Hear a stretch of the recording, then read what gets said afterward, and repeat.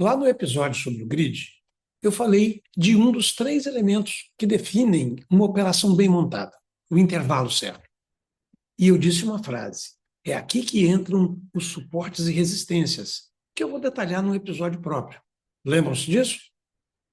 Hoje é esse episódio.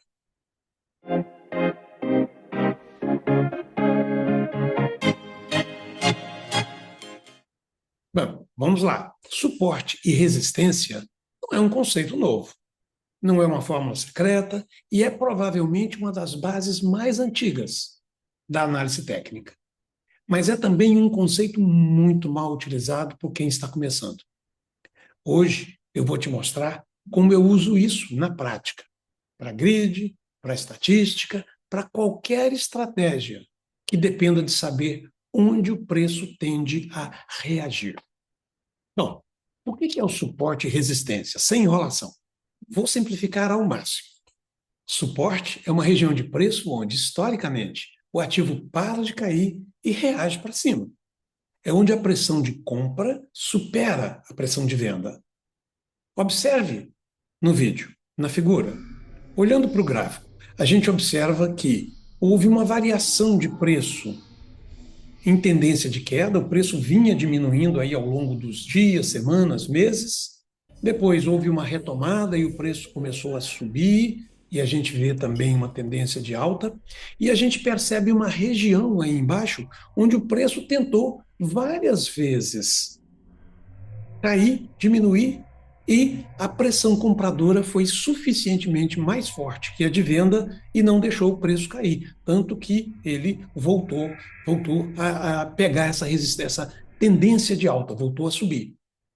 Essa figura é a variação do preço do ouro nos últimos meses, né? Desde os meados aí do início do ano para cá, até o dia de hoje. Já a resistência é o oposto, uma região onde o ativo para de subir e reage para baixo. É onde a pressão de venda supera a de compra. Observe novamente a figura, o vídeo. Nós identificamos aí que o preço vinha subindo. Ali pelo dia 6 de agosto, ele não conseguiu romper essa região, voltou. Depois, lá pelo dia 18 de agosto, mais ou menos, tentou novamente alguns dias romper esse preço para cima. Não conseguiu, a pressão vendedora foi mais forte. E agora, recentemente, 2 dias atrás, tentou novamente romper e não conseguiu, voltando a cair o preço. Essa é a linha que nós chamamos de resistência. Os nomes são bem intuitivos, né? Suporte dá um suporte para o preço. O preço não consegue furar para baixo, digamos assim. E a resistência oferece uma resistência ao aumento do preço e ele não consegue passar além daquele ponto. E só isso, não tem mistério, tá? O erro que a maioria comete é achar que suporte e resistência são linhas exatas, um número fixo. E, por exemplo, suporte é 2.833,5. Não é assim que o mercado funciona. Suporte e resistência são zonas, são faixas de preço onde a reação histórica acontece. Não é um ponto cirúrgico. E por que é que isso importa? Porque quem opera com uma linha fixa acaba se frustrando todas as vezes que o preço furou o suporte por alguns centavos, depois voltou. Quem opera com zona, com uma faixa, entende que aquilo ainda estava dentro da região em que uma reação era esperada. Mas como é que eu identifico essas zonas na prática? Eu uso três critérios para marcar uma zona de suporte ou de resistência, nessa ordem de importância. Primeiro, repetição histórica. Eu olho o gráfico e procuro quantas vezes no passado, né, dias atrás, semanas, meses, quantas vezes no passado o preço reagiu naquela região. Uma vez pode ser coincidência. 3, 4 vezes é uma zona de preço relevante. Quanto mais toques for, mais toques tiver, mais forte é aquela zona de preços. O segundo critério é o volume nessa região. Quando o preço reage numa zona com um volume alto de negociação, isso confirma que existe interesse real ali. Existe, não é? Instituições, bancos, corretoras defendendo aquele preço. Muita gente comprando, muita gente vendendo naquele nível. Zona com volume baixo é uma zona mais frágil, mais fácil de ser rompida. E o terceiro critério é o tempo entre os toques. Uma zona testada várias vezes numa mesma semana é diferente de uma zona respeitada ao longo de meses ou anos. Percebe? A gente está vendo um movimento de curto prazo ou um movimento relevante que pode estar durando aí meses ou anos. Quanto mais tempo a zona se mantém relevante, mais peso eu dou para aquela linha de resistência ou de suporte. Agora, a pergunta que todo mundo faz: e quando o preço rompe a zona?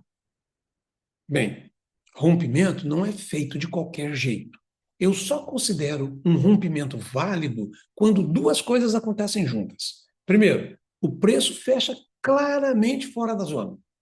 Rompeu a linha de resistência e o candle fechou fora, acima da linha de resistência. Ou rompeu a linha de suporte e o preço fechou fora da linha de suporte. Não é só uma sombra, não é só o pavio do candle tocando e voltando. E isso acontece com volume mais alto do que a média. Sem esses dois critérios, eu trato isso como um falso rompimento. Na literatura técnica, né?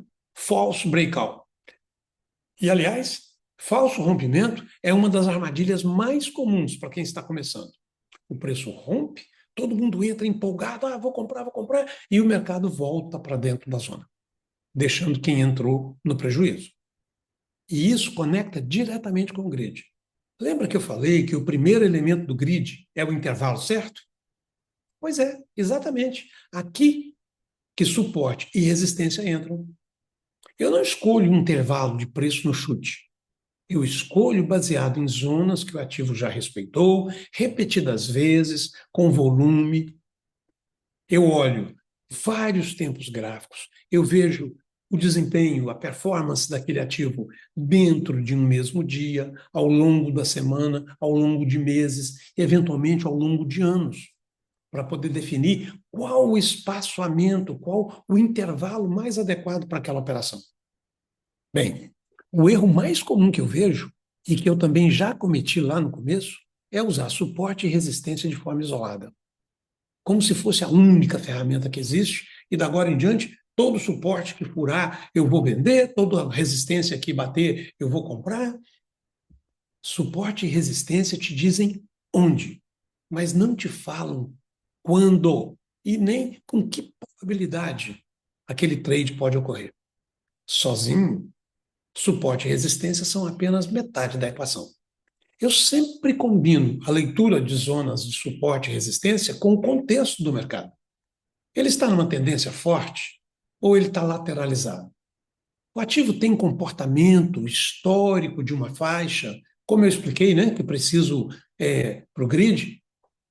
Existe algum evento macro de macroeconomia, de geopolítica, tipo decisão de juros, um dado econômico relevante que pode quebrar o padrão histórico daquela zona? Quem usa suporte e resistências como fórmula mágica, sozinha, cedo ou tarde, vai levar a um rompimento inesperado que zera meses de ganho numa única operação. Quem é que já escutou uma história dessa de algum trade?